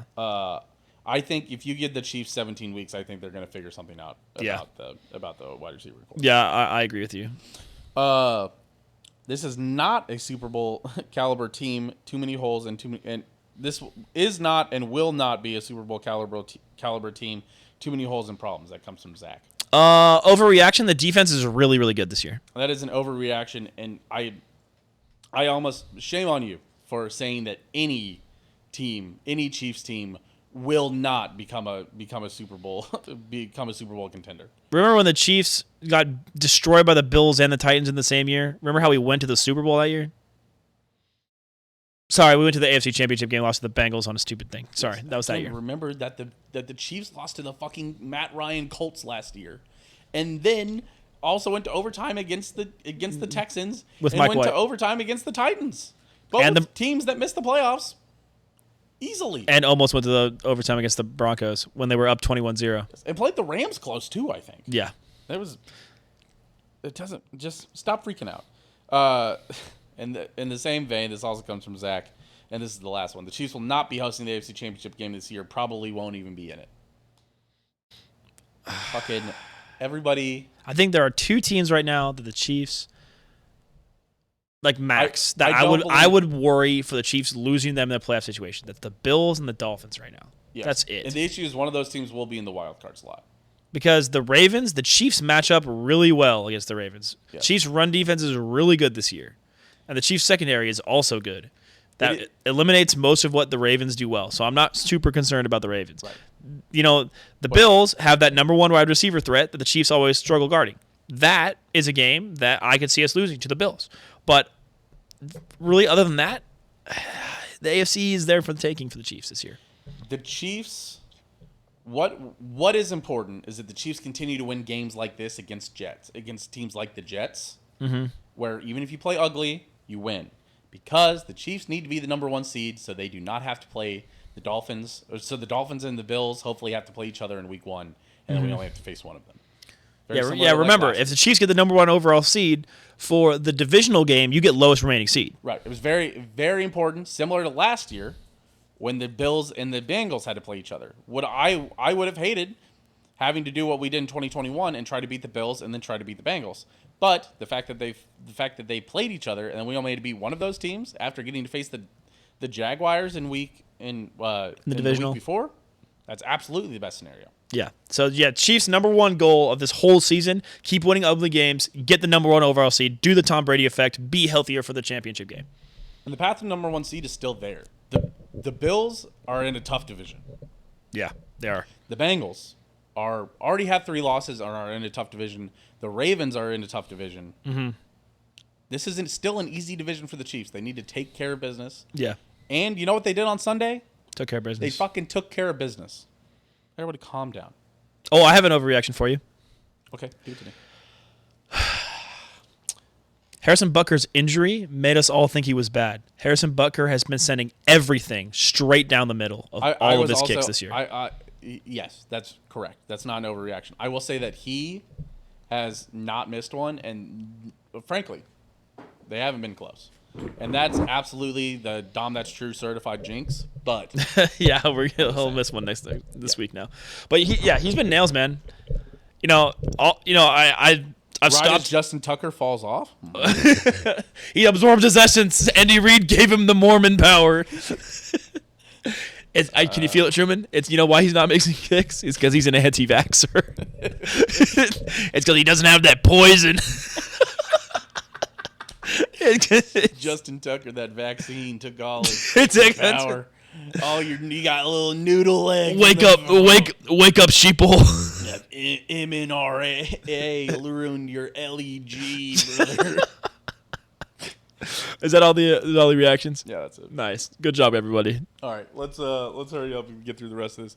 NFC South team of the week. The Buccaneers. Looking good. Baker's cooking. Yes. The Panthers are fucking trash. Yeah. The Saints, Derek Carr is past his prime. I think Derek Carr in his prime could have been an MVP. Could have been like a Matt Ryan situation where he could have, like, Matt Ryan should have won that Super Bowl. Derek Carr could have had one of those situations in his prime. Where, yes, an MVP. He should have had that MVP and could have maybe won a Super Bowl. Well, not should have. He broke his thumb, but let's be clear. In that, was it 2016, 2017? What season was that? 2015. Yeah, sorry. One of those seasons, the Derek Carr MVP season that we all know what we're talking about. Yes, he was going to have that MVP, yes, and then he broke his thumb. Yes. Tragic. Or leg. Yes. Yeah, he had an injury where ruined his season. What I will say is that if you put prime Derek Carr on this Saints team, they probably run that division and maybe win a Super Bowl. Maybe go to a Super Bowl or compete for a Super Bowl. The Raiders also broke Derek Carr's spirit towards the end there, which was really frustrating because he it's one of those things like once Phillip Rivers leaves the division, you're like, he was a good quarterback. Same thing with Derek Carr. Falcons also suck, but the toy broadcast was cool. Did you watch it at all? No, but I saw like the motion tracking. Dude, it is cool. Have you seen the side by side? It did not work. I saw the side by side. That is a great example in that moment. As somebody who watched it, there was plenty of moments that were not great. Like, what do you mean? Like, what happened? Like, there's times where it would be like Trevor Lawrence drops back and the ball's just like scooting along the floor. And then it's like deep pass and the ball just scoots along the floor. No. So some of those you're like, okay. But it was still, it's pretty good for what it is. And it only will lead to better and cooler things. Yeah. Also, shout out the jokes. So many funny jokes about it. Worst one was like somebody tweeted out and said, "Imagine this is a two-parter." Somebody said, "Imagine the DeMar Hamlin situation." On the oh yeah, I didn't see that. That was terrible. And somebody posted this. Hold on, let me see. Is it the picture? Yeah, of him lying on the ground. Yeah. Yes, it's terrible. I'm not gonna show this on. I'm not gonna blow this up big on the stream, but it's Woody laying face down. It's. Oh my god, that's sick. You guys are sick. It's only funny because DeMar was okay. Yes. Now that he's back playing, he played this week. Yeah. Owen, who's the best team in the NFL after Week 4? It's the Niners again. Yeah, the Niners. It's the Niners, sort of. I need to see the Niners play the Eagles or the Chiefs. It's the same way I felt about the Niners last year. Hey, they're great until they get punched in the mouth. They're great. They're a great team that's great at playing in the lead and great at taking away your options and beating the hell out of you. But I'm not sure they're a great team at getting it done. I don't think their offense or their defense lines up for comeback. Kind of like the 2018-2019 Ravens. Right. The Chiefs, yes, exactly. That's a great example. You get in front of them in the... Yes, but the Chiefs have built a team that's great at comebacks. Yeah. That's been their mantra. That's been their bread and butter for all these years. That's why they win Super Bowls, is because they're built to do things like that. Yeah. The 49ers are not built to do things like that, and that leads to, I think, scary moments. Yeah. So I worry about that. Yeah, I don't hate that. I still think they're the best team in the league, but until proven otherwise, they haven't been, exactly been playing the cream of the crop. Yes, I want to see them play the Eagles. I want to see them play the Cowboys. Do they play the Cowboys this year? I think they do, right? Yeah, because they both won that debate. No, wait. They might not play the Cowboys because they certainly play. But yeah, we have no idea how good the Cowboys are. There's a team that randomly lost to the Cardinals. Oh, the Cowboys play the 49ers next. Hey, we're going to see it. It's the Sunday night game. I wish it came true. Wow. Manifesting. That's manifesting. That's right. Sunday night football. That's actually pretty hype, honestly. Dude, yeah, listen, man. If you even the Dallas game isn't going to teach me enough about the 49ers. Yes, it will. That's going to teach you a lot about both teams. God. Again, I'm not sure I'm going to learn enough about the Niners to believe in them this year. Dude, I'm telling you, their quarterback is still Brock Purdy. Okay? Right. Exactly. It's the same thing. You get Brock Purdy down. Super Bowl 54. It's just another Jimmy Garoppolo. Get Brock Purdy down 10. What happens, man? You can't tell me he's slinging it. But we still haven't seen Brock Purdy lose. In a game that he started and finished, he's never lost. That is a crazy stat. That is wild. Mr. Irrelevant. Reviewing our Week 4 picks. Owen.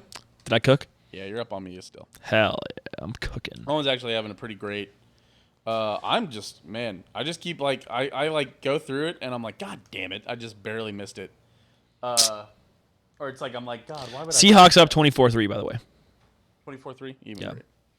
Even better. So well, that means the Logan parlay might be cooking. Yes. Oh, and you went 11-6. I went 9-8. Hell yeah, dude. It's crazy. The guest went 7, 9 and 1. And as a group we went 10-7. So again, I will say if you would have bet all of our picks last year, I think we ended above 500, which is fairly impressive. And I think Owen's on pace to do it again. I think I'm gonna have to come in and see how it shapes up. I think my narratives were not great, but I think it's interesting. I think Owen for sure right now certified ball knower. Hell yeah. Owen officially knows ball as it stands right now. I'll say it. Oh, let's go. I'm trying not to move my screen. Sorry. So yeah, there you go. Okay, Truman, I need your help for my parlay. I'm gonna ask you an opinion. All right. Well, once we get to that segment. Yeah, once we get there. But yeah, I'm cooking, dude. 11-6, baby. Come on, that's 2 weeks in a row. You are cooking. He's let him cook. I'm knowing ball. Oh, how did the guest go? How'd Steen versus Machine go? No, the guest. Sorry. The guest did. They're not cooking. 7, 9 and 1. Not ball knowers right now. That's a shame. Speaking of guests, I gotta talk to you after the show. I might have a guest maybe to come on. Ooh. Soon. Okay. 7, 9 and wait. That doesn't make sense. Sure does. No, you can only be 7 and 9. There's only 16 games. Wait, why is there 17 games in all of these? We're gonna have to double. We have to double check them. Yeah, everybody. Oh wait, it's probably adding one. It's probably adding one instead of a 0 value. There's probably a 1 that's natively in there. I don't know why that would happen, but we'll figure it out. I think I'm just gonna go through and double check all these one more time again, just to get caught. Yeah, there should be only 16 games per week. Yeah. Yep. Okay, Owen. Mm-hmm. Steen versus Machine. You want to hear this? Yeah. So the Machine as a whole. Let's say I bet the Seahawks -1. I did do that. That's free. The Seahawks are up 24-3. 2-minute warning. They're in New York Giants territory. I think it's fair to count that as a W. I think we can count that as a W. The entire spreadsheet. I placed 9 picks this week, Owen. Yep. I went 8-1. Jeez, the Machine. And clink, clink, clink. A clean 5-0, baby. Ooh. I cooked. Wait, you guys thought we gave up on you?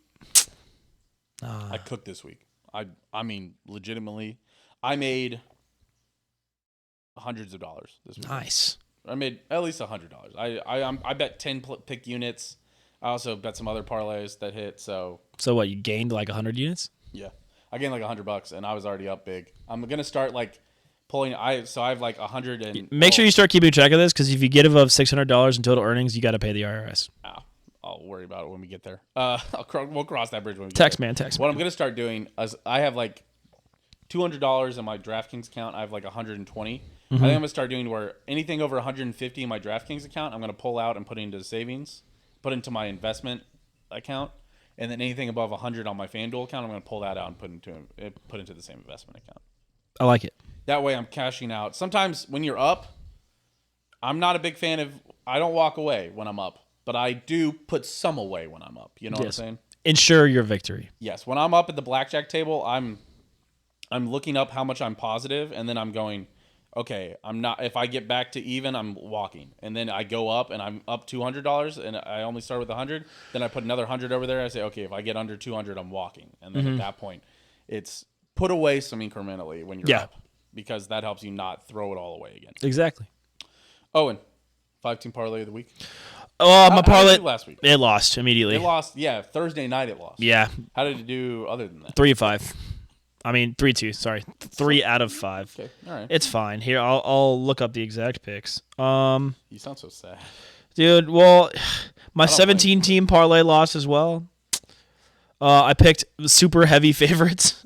17 of them went 16-1. Bowling Green lost to Georgia Tech. Minus 2,000 favorites. And that lost me my 17-team parlay. So I've been doing this. I've been doing this for the last couple of weeks, where I bet heavy favorite teams or teams that are favorited. Oh, sorry, Truman. My parlay is gonna go 4-1. Damn, that sucks. Because I have the Seahawks in the last leg. Damn, that does suck. So really, just the Packers shitting the bed Thursday night. Really. Well, and that's my lesson. That was one of my 2 plus 105 teams. Yeah, but I've been doing this in college football the last couple of weeks, where I bet like favorites. I do like a favorites parlay of games that I feel that I know enough about to bet on it.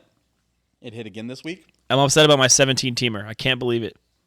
Yeah, this was a 10-teamer and it hit. Yeah, it was $5 to win me. It was $5 for plus 655 because I choose so many really heavy favorites. I did 10 picks. It was plus 324. I put 10 on it. And your hater parlay was looking good. Through the first quarter. 17-0, I was like, I'm solid, and then it fucking crashed and burned. Yeah, that was tough. But yeah, my 10-pick parlay on college football, I had Marshall, Texas, Michigan, Texas Tech, Missouri, Iowa, Alabama, Washington, Oklahoma, and Georgia. Yeah. Some of those games were close, but I knew enough that I trusted them to win, and they got it done. I just bet money lines until I make enough, until I'm positive enough that I bet it, and then I'm good. Okay, so for my parlay of the week, Truman, yes. I'm cooking here. Okay, we got Commanders over the Bears. We're gonna take Bills over Jags. We're gonna take Texans over Falcons. Sorry. I was admiring my good week and forgot to. You're good. You're good. Hold on, let me. Ignore me. All right. Sorry. Start again. We're going Commanders over Bears. Absolutely. We're going Bills over Jags. Okay. Then this is my second week in a row betting the Thursday night game, by the way. Then we're going Texans over Falcons. We're getting a little bit spicy here for some reason with Saints over Pats. Texans over Falcons is spicy. Yeah. Sorry, what? Then Saints over Patriots, because I really don't believe in Mac Jones or Bailey Zappi, whoever the hell's going to start. Mac Jones got benched this week. Yeah, I saw that. And then here's where I'm at my crossroad that I need you to help me decide. Do I go the less spicy route and just take Chiefs over Vikings? Or do I go the spicy route and take Cardinals over Bengals? Oh God, I hate both those picks. I'm not gonna lie to you. Okay. I'd much rather you take Eagles over Rams. Eagles over Rams at minus 210. 205. Yeah. Oh, I have it at minus 210. But yeah. Oh, okay. Yeah. That brings our parlay to plus 1,002. Yeah. I'll do the Truman tip here and take the Eagles. So I got a no sweat bonus bet for $10. Nice. Oh, nice. Your bets are Commanders, Bills, Texans, Saints, Eagles. I also have a bonus bet that I can use for this. Nice. I'm using the bonus bet. There you go. Perfect. Did I have another one? Oh, yeah. No, never mind. All right. Cool. There you go. Commanders, Bills, Texans, Saints, Eagles. We cannot recheck my location, nerds. It said cannot confirm your location. Brother. Well, confirm it. Right. I love it. Boom. Perfect. Beautiful. Maybe I need to get off the Wi-Fi. Maybe the Wi-Fi is being a little shitty. Maybe. Well, I want to see if my parlay. I bet the Logan parlay. Shout out the boys and Big Bet boys. I bet the Seahawks -2.5 cash. Does Tyler Lockett have a touchdown? Let me check. I don't think so. DK Metcalf had a touchdown for sure. I want Tyler Lockett. Kenneth Walker, no, they did not have a touchdown. He doesn't have a touchdown? Tyler Lockett did not, no. Fuck. Tell me the rest of it. I wonder if it hit. It was Seahawks -2.5, Tyler Lockett touchdown, Geno Smith 2 passing touchdowns, and Geno over 225 yards. No, Geno passed for 110. Drew Lock came in and passed for 63. Did Geno Smith get hurt? Oh, shit. Drew Lock passed the ball 6 times, which makes me think that he came in the middle of the game. Geno Smith only passed for 1 touchdown. No. Noah Fant was the leading receiver. That's weird. That's wild. And he was 2 for 63, which makes me think that Seahawks Geno Smith questionable return versus Giants after suffering knee injury. Oh no, dude. Oh god, dude. This has been a terrible year for injuries. I feel like we say that every year, but this sucked. Yeah, that's not good. That knee injury doesn't sound great. But yeah, okay. Well, that was the parlay. So that sucks. Dirty hit out of bounds, landed on his legs, Hayden says. It is a dirty hit. Yikes. Interesting. Okay, well, you want to get into the top 5? That is what's next, right? Yes. Yes, quick top 5. Hell yes. Top 5 fan you hate. I'll go first. Fuck because yes. I know Owen's going to... You already know what my number 1 is. I can't believe that's going to be your number 1. Come on. You're a hater. Yes. Well, no, not the one you think is going to be my number 1. Oh. Interesting.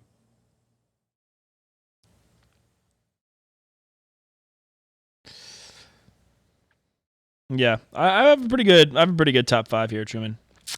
I've got a good one.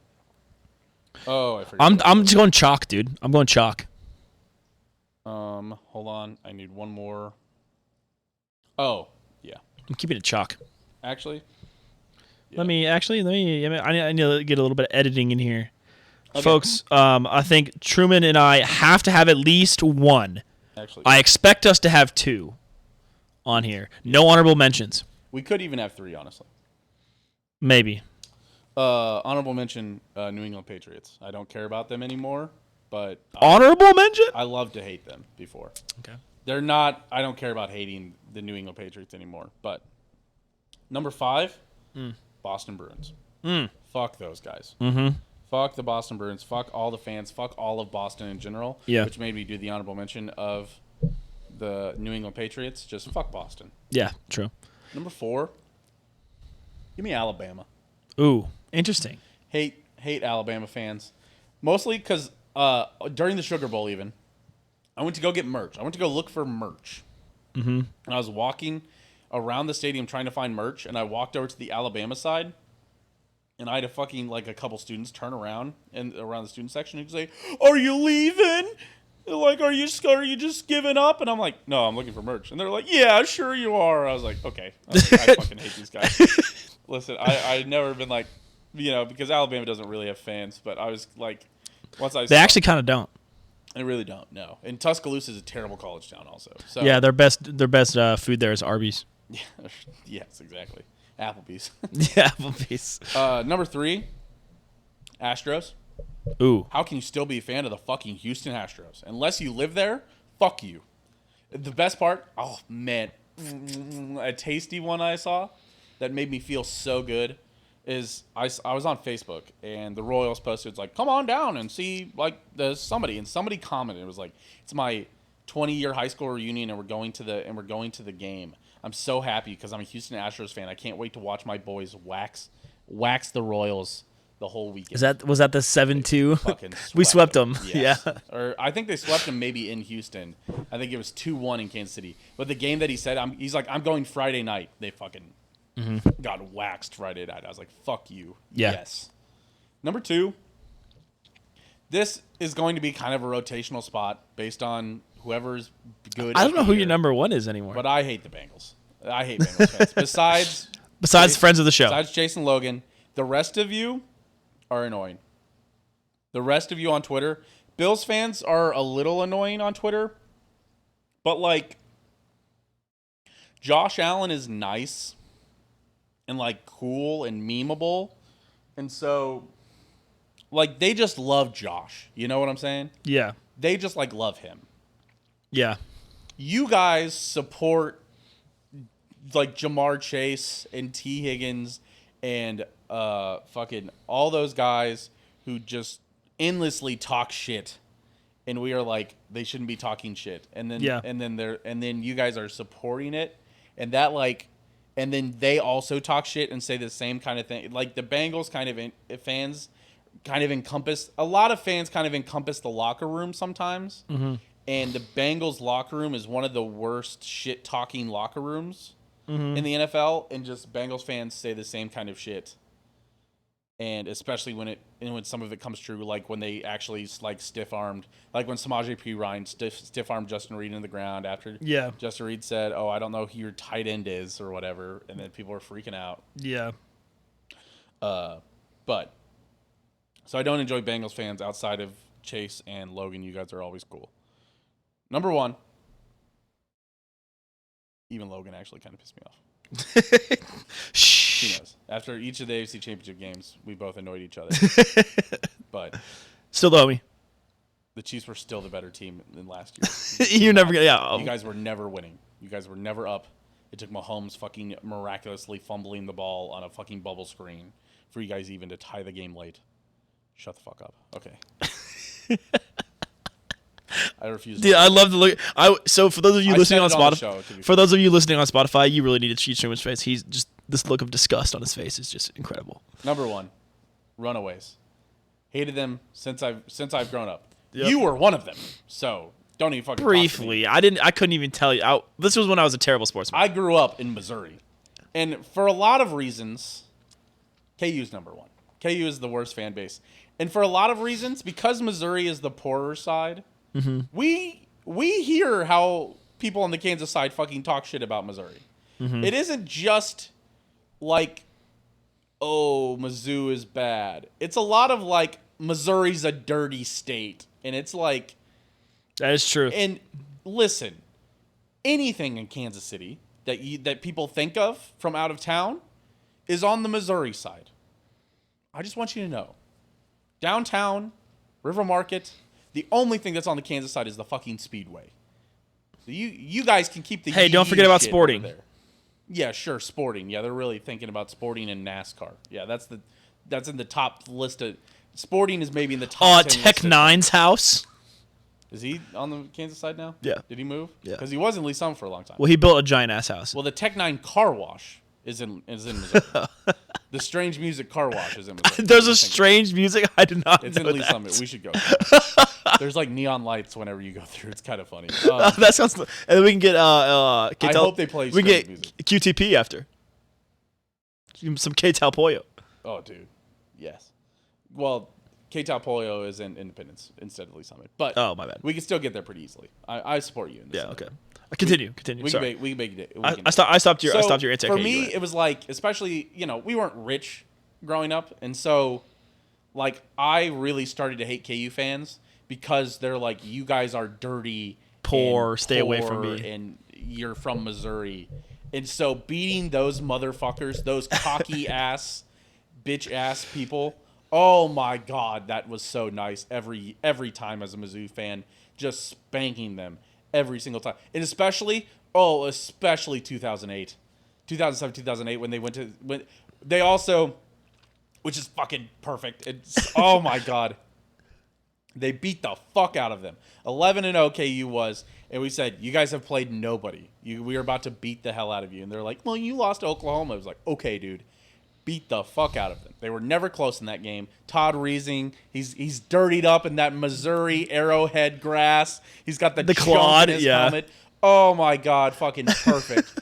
Oh, yes. And then Mizzou goes and loses the Big 12 championship game. And what does KU do? They just happen to have somebody, a KU grad, on the Orange Bowl committee selection board. Mm-hmm. And for some reason, even though Mizzou was the runner-up in the Big 12 and Oklahoma went to the national championship game, The Orange Bowl committee took KU instead of Mizzou, which is fucking of course. And is all KU people can talk about anymore. Is that BCS bowl that they had. And it is a perfect summation of how I feel about KU and who I think KU is they are just, for me, they are the encompassed Johnson County assholes that bribe their way into everything, into the elites, and are assholes, and they did the same thing with the FBI and got away with it, and they did the same thing with the still haven't gotten away with it fully. They've gotten away with it. I hate to tell everybody. They probably got away with it. Stop hoping. They've gotten away with it. And they cheat and they lie and they're fucking assholes and they look down on you. They do the same for K-State because they say you guys are farmers and all this shit. And they wave the wheat, by the way. Yes. And then all this shit. And that perfectly encompasses everything about KU fans that I hate. Nice. That's why KU's my number one. And listen, I'll preface this saying, I actually know some KU grads. I've had the benefit of working with them. They're very nice. They're not all bad. And actually, the KU fans that I most enjoy aren't from Johnson County. But a lot of them aren't from Johnson County, and those guys are all fine. But I'm about to expose somebody on this top 5, by the way. There's a bunch of them. So yeah, number 5, Boston Bruins. Number 4, Alabama. Number 3, Astros. Number 2, Bengals. Number 1, KU. Sorry for the long KU rant. All right. I'm going to break my own streak. I have 2 honorable mentions. Okay? Number 1, the Broncos. Shut the fuck up about the 90s and shut the fuck up about Tom Brady. Holy shit. Go back to the dumpster where your terrible organization... I said Tom Brady. I meant Peyton Manning. Go back to the dumpster where your organization belongs and will be for the foreseeable future. Peyton Manning kind of claims the Broncos too. With Elway. Yeah. With Elway being involved in your ownership, you will never be good ever again. Yes. Dude has no idea how to look at talent. He sold his soul to win those Super Bowls for the Broncos, and now he's paying it. Yes. The monkey paw curl. Second honorable mention, TCU. Most fucking annoying team to play against. Only beats you when you're injured and then injures you. Dirty on the basketball and football side. Yes. I do not like TCU. Yeah, I hate Jamie Dixon. Hate him. Is he fired? Did he get fired? I don't know. Don't care because I haven't been paying attention to TCU news. Okay. Number 5. This is where I'm going to put Liverpool. Congratulations, Liverpool. You managed to edge out. Jamie Dixon still is the coach of NCU. Liverpool managed to edge out the Patriots today because of how they reacted over this weekend over a little controversy. This is genuinely their first time getting shafted, and you can tell by their fans. They're launching an investigation because Tottenham got the decision. Liverpool? Yes. Whiny little pricks. And apparently, from what I've seen on Twitter and on Reddit of this discourse, typical of people from the northwest of England. This is an intense segment. Yeah. I fucking hate Liverpool, man. They always get away with it, and the one time they don't, they bitch and moan like no one else gets it. We're like, dude, the reason nobody else cares about this is because this happens to all of us. It's just never happened to you. And I'll show you after the show, Truman. I'll show you this Twitter conversation I had with this guy who clearly doesn't get it. Just doesn't get the point that I'm making. Oh, yeah. Because he can't, because he's a Liverpool fan. Yep. Okay, rant over. Fuck you, Liverpool fans. I hate you. Also, this is a good time to tell you. I want to mention this. Tim, not a Liverpool fan. Oh, I know. I already discussed with him. Okay, all right. It's fine. Okay. And then Kate told me that she's actually Chelsea and not Liverpool. so I... very funny. We were all like, Tim's like, I don't know what he's on about. I hope they understood that I was lighthearted. Anyway, number 4, the Bruins. Dirty players, dirty fan base. These are the 2 that we lined up on, is KU and the Bruins. Yeah, fuck the Bruins, man. Well, I also put the Bengals on here as well because I didn't have them on here originally. Initially, I had Patriots 3, but Bengals fans been chirping way too much. And Logan honestly isn't involved with this. Yeah. This is all the Bengals troll accounts that I see with those stupidest fucking takes under every Chiefs post. Yes. I should only see a Bengals-Chiefs interaction when, they're going back and forth. Right. I shouldn't see it under the Chiefs. Hey, Chiefs win 23-20. I shouldn't see Bengals fans under that. Bro, I saw even in the offseason, they'd sign somebody to the practice squad, and they're like, stop signing mid signing, mid, those accounts, it would be like 30 replies in 10 seconds, and like 8 of them are from the same person. Yeah. Like a couple times. It's so stupid. I'm really fed up with them right now. Yeah. And now my 1A, 1B. These go back and forth because it's the same type of person, Truman. The same type of fan, same thought on my organization versus theirs. 1A, 1B, KU, and Arsenal. Same fucking people. Historically successful. My program's up and coming. We've been better than you for the last 10 years, and you're chirping about history to us. Oh, yeah. Same thing Arsenal fans say to Tottenham fans is what KU fans say to K-State. I didn't even talk about the all-time record shit. I saw my gosh. talking about their 93 We still got it. We still got it. I was like, you're 93. They're like, my 93-year-old grandma. Like, and I was like, your 93-year-old grandma still has seen K-State be more dominant than KU in football. Yeah, exactly. Like, and maybe I might have been, because for the last 100 years, K-State is positive, but they might have won like 4 in a row there at the end. So depending on when his grandma was born, KU might be up like 1. Yeah. Or they might be tied. It's insane. But that's the point. Yeah. So 93-year-old. Yeah. And then the same kind of things is what Arsenal fans say to KU. Say to K-State. The same guy kept Spurs calling fans. kept calling us Grape State. Nice one, dude. I was like, dude, that's another thing that KU fans do. They have these things they think they get you with like mild cats and Grape State. I'm like, it's because there's a lot of like 70-year-old fans that are saying shit like that. I'm like, what the fuck? It's and like also I'm not gonna lie. I'm not proud. I'm not exactly proud of this comeback, but I'm not ashamed of this comeback either. You say? I said Grape State is a hell of a nickname to call us when KU had a bad week of something that rhymes with grape. And I'm sure they didn't. I do not want to make light of. I'm sure they didn't reply to that. And that guy has not been proven guilty or anything, but he has been arrested, I think. No, he got charged. Very serious. I thought he was charged. Yes. Yeah. So charged means he's going to court. Yeah. He's been. Yeah. So I just want to say I'm not making light of that. But I'm just saying. I'm sure that guy didn't reply.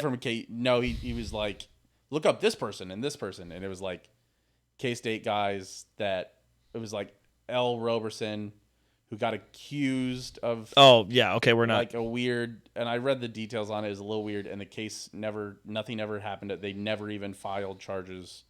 And then somebody else, and I googled like that person's name and like assault allegation, and nothing came. It was like what? This guy's like what? 50 chirping a. Yeah, both of them were K-State Wildcats, and both 2003. Oddly enough. Yeah. Like weird. Wild.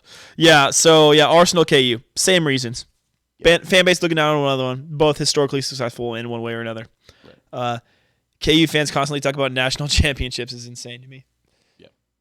Yeah. I understand. I would, if I was in the KU position, I'd hold it over us too. But it's fall, man. It's not basketball season. You can't talk to me. I think the 0 natties is a lame chirp. I think because you know what, we don't do the Bengals unless the Bengals are talking about the Chiefs being like not the team of the day. Like we don't bring up 0 rings to Bengals fans unless it's like unless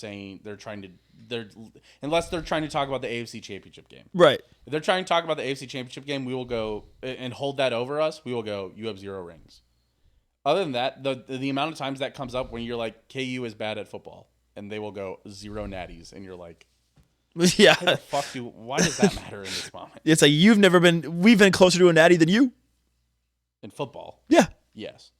But they're chirping us for us talking shit. Yeah, you can say 0 natties. K-State also, it's not like K-State has never sniffed a national championship in basketball either. Right. Yeah. We've been to the championship game. Couple Final Fours. Should have been another Final Four. Should have been another championship game to probably honestly get steamrolled by UConn.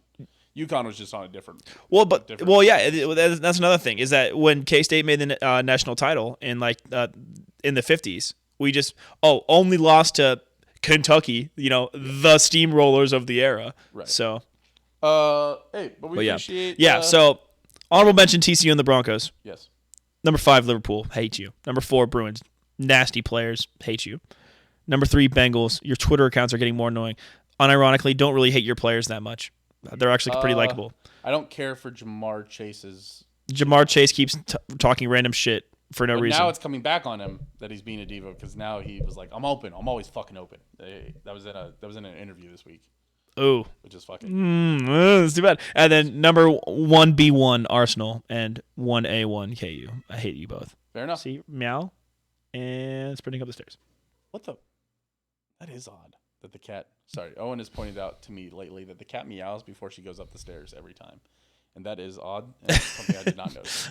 But hey, we appreciate you guys for being here. We appreciate you for hanging out, even through, we ranted on a couple things. Yeah, well, I really don't know where the time went. Welcome to Dahm, That's True. This is what we do. Yeah, no, I'm not going to apologize for ranting on my own podcast that's been going on for 4 years that you guys are still here listening, even though... And growing in listenership. Shout out to all of you. We really appreciate you. So, hey, by the way, if you're over there on YouTube, honestly... comment, like, just your thoughts on it. Comment your overreactions on the YouTube comment. I really appreciate that, like, people listen to the show and they, like, send me text messages and, like, Snapchats about what they thought and good points. Or they're like, oh, I love that point that you made and all this stuff. Legitimately, also, we'd love if you just commented that on the YouTube video. Because that I'm pretty sure you can comment on Spotify as well. That helps other people kind of engage with that. It helps form a community. And it also...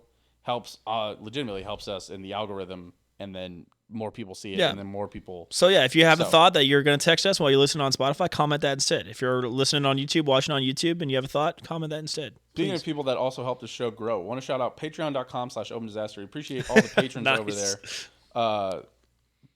Joe, Aaron, Dylan, and Meltbox Kansas City, now open in the Iron District. You guys help pay for it when we drink 12 White Claws and get drunk, and Vincent steps on the hub, and we have to buy new cord and hub to make everything work again. That was incredible. I don't that know how emergency $40 to $45 purchase was helped out by 3 months of Patreon stuff. So I appreciate you guys. Thank you guys. Well, that's it. We really appreciate it. Again, another hour and a half episode. Again, I'm not that sorry, but I am, I feel a little bad when people have to do this, but when we're just talking about a normal week episode instead of like a special or anything. I mean, listen, this is just an easy, car ride to work kind of, Yeah. Again, I don't think there's a ton of fluff. I don't think there's a ton of filler. I don't think there's a ton of open spaces. So there's a lot of stuff for our K-State fans in there. Yes. I talked about soccer. Haha, I win. Yeah. Yes. That being said, extra special shout out to you, Liverpool fans. You fucking crybaby bitches. I hate you. Weep, seethe, cope, mauled. That's true.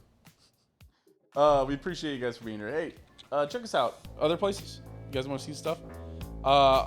Honestly, me and Owen both kind of tweet our thoughts throughout the game on twitter.com /OwenGoshDomit/Steam Machine. I'm going to start trying to post more of these podcast highlights onto TikTok again. Now that I'm my life is slowing down again. Everything's making sense again. I'm getting in a much better spot. Good. Financially, professionally, and mentally, and physically, honestly. So, all the way around. Really starting to go well. The cat's coming back down again. That's fine. Hey, we appreciate you guys for being here. See you.